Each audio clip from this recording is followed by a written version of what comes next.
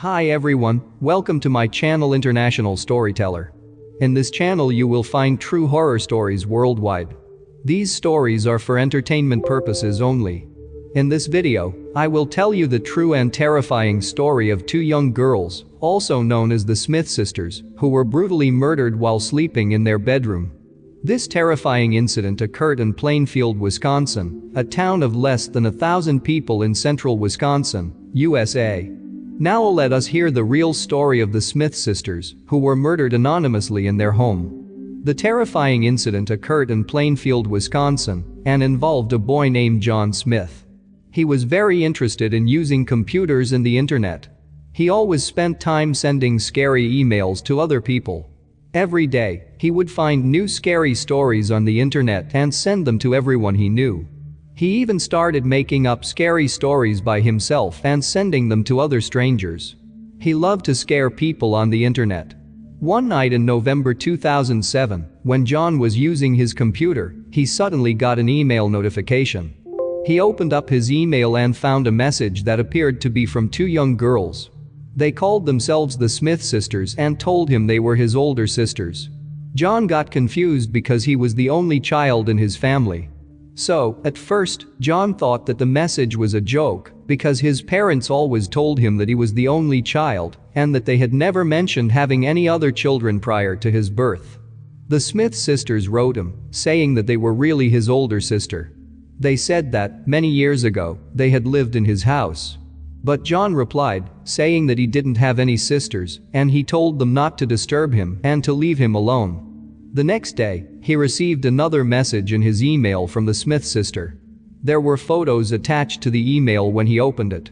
The first photo was of two young girls. The caption on the photo said the Smith sisters murdered anonymously. In the email, the girls said that they were really his older sisters. They told John that, in 1993, they had lived in his house.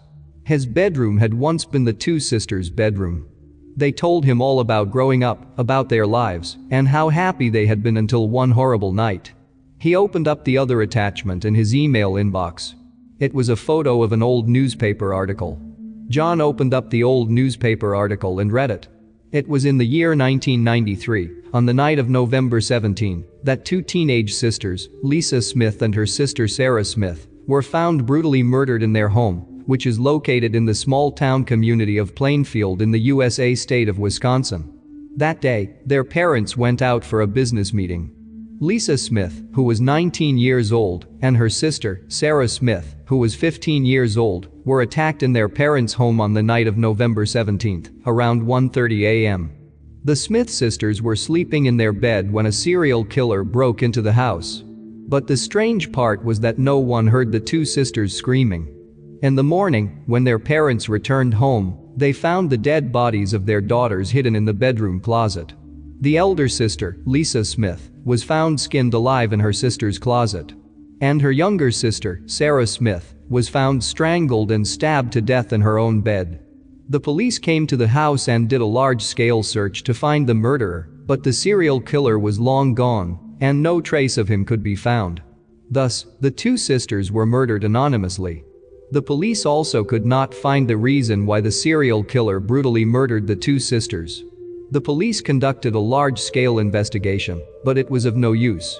The reason for the attack on the two sisters was never discovered, nor was the serial killer ever found. But after the police discover Lisa's computer, they came to know the reason why the two sisters were murdered. When the police open up the email present inside Lisa's computer, they discover a series of message sending to a stranger. In the message, Lisa was sending nasty words to the stranger. This is the only conclusive evidence for the deaths of Lisa and Sarah Smith. But their parents closed the case in October 2000, and nobody knows why. In the rest of the email, the Smith sisters said that they were unhappy because their parents closed the case, and people forgot about them. They were angry that their parents wanted to forget about them too. They were angry that their parents decided to start over a new life and have a new baby. And that new baby is you, our little brother John Smith. The Smith sisters were angry that their parents had never mentioned their daughters or their tragic deaths to their new son John Smith. The Smith sisters told John about the real incident that happened on that day and how they were killed without mercy. On the day of the murder, Lisa was using her computer. She was using the internet to send an email message. She started talking to a strange guy online that she did not know. They were chatting for some time. She was making fun of the strange guy and said a nasty word to him as a joke. The guy got angry and told Lisa that he knew her and where she lived. The man then told her that he would be arriving at her house soon and then murdered her. But Lisa thought that the guy was just joking. Little did she know that the strange guy she was chatting with via email was actually a serial killer.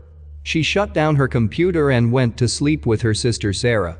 Then, a few hours later, she heard someone knocking on the window.